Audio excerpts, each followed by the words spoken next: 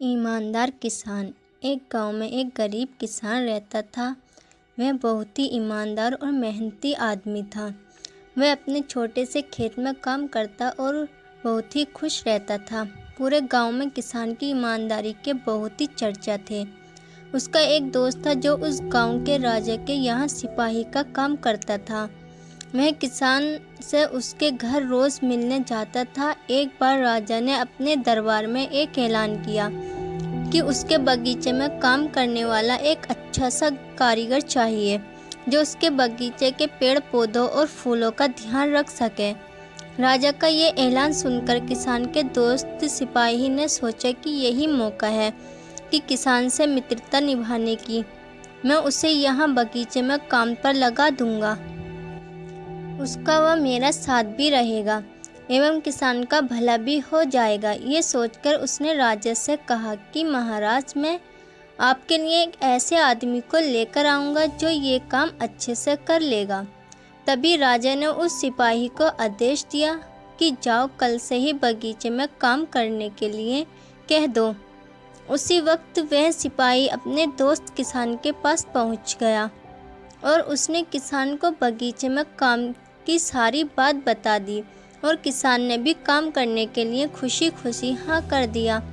अगले ही दिन अपने दोस्त के साथ राजमहल पहुंच गया।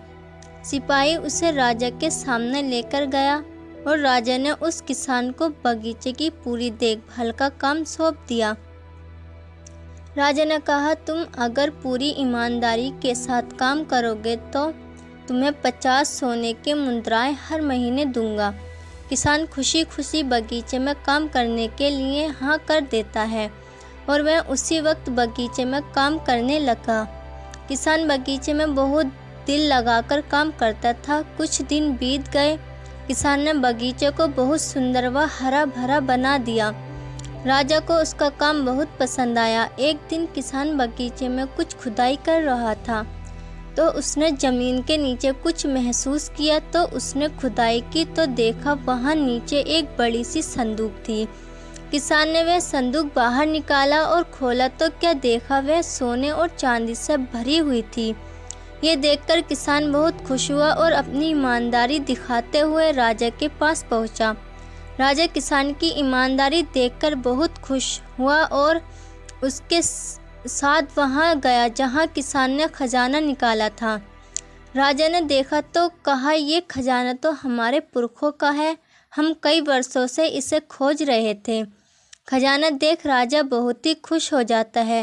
राजा अगले दिन किसान को पूछता है, तुम्हें क्या इनाम चाहिए? किसान बोला, मालिक, मुझे कुछ नहीं चाहिए, मेरे पास जो भी है मैं उसी में खुश हूँ। राजा उसकी इतनी अच्छी बात सुनकर और खुश हो गया और उसने किसान को अपना मंत्री बनाने का फैसला किया। किसान ने राजा की बात मान ली और मंत्री बन गया।